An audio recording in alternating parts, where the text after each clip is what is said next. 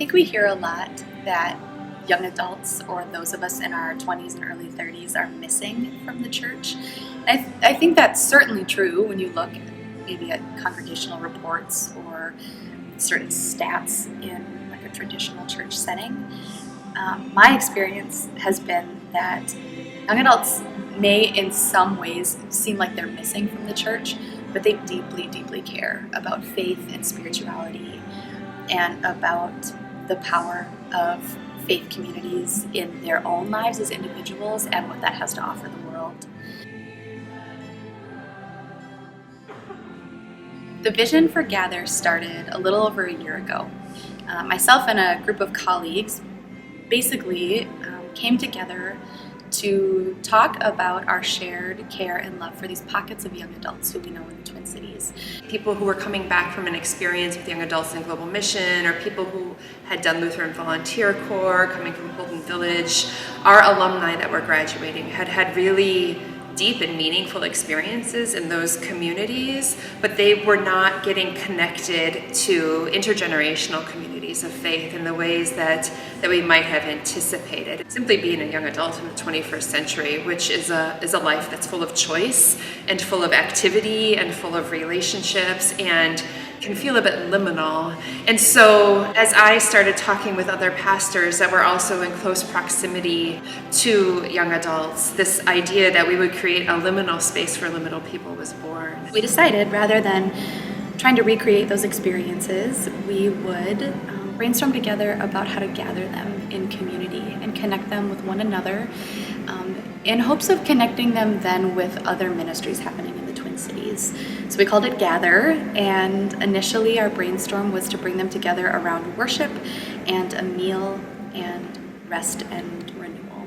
So what that's meant is quarterly evening prayer around the cross services paired with a meal that is cooked and catered by Shobi's Table, which is a food ministry of the St. Hilarious Synod, and a time to come together in the evening, or on Sunday evenings, to reflect and to worship together and to get to know one another.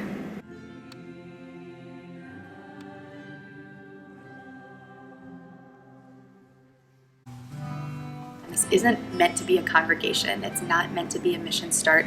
It's certainly not meant to pull people from the other ways that they're engaged in church.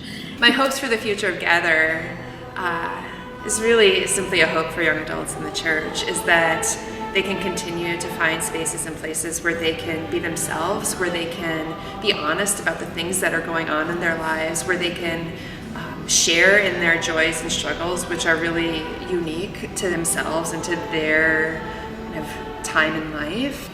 Gather is a little bit more interdisciplinary because people are coming from multiple churches and multiple contexts, but it is a smaller, more intimate gathering just because of how contemplative the posture of it is. So I really appreciate spiritual disciplines and practices, repetition and music.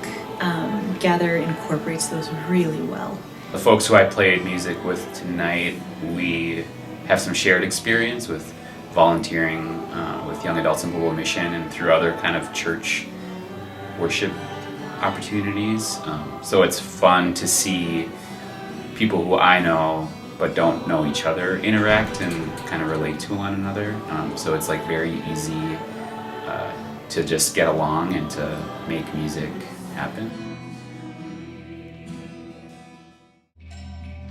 One of the things that became clear to us when we were planning sort of what Gather would look like is that sometimes church is at its best when it's at its simplest. There were a million directions we could have taken this ministry when we thought about connecting young adults with one another and creating some sort of young adult ministry programming, and it felt really powerful to trim that down to an evening contemplative worship and an evening meal in a fellowship hall in a congregation. What I like about Gather is that I don't know, there's something about it that feels very like come as you are, and also like there aren't like strings attached. There's not necessarily this like culture of like please come back next time. It leaves space open for people to enter in and to leave and then come back.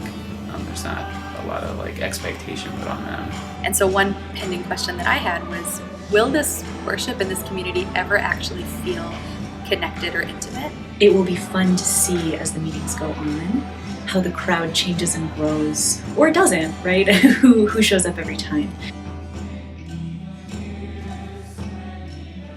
One of our hopes for the future would be to do some sort of retreat ministry also, to not only gather people on a Sunday evening for a few hours, but give people sort of a removed experience together, hopefully in the wilderness, for rest and renewal and community building as well.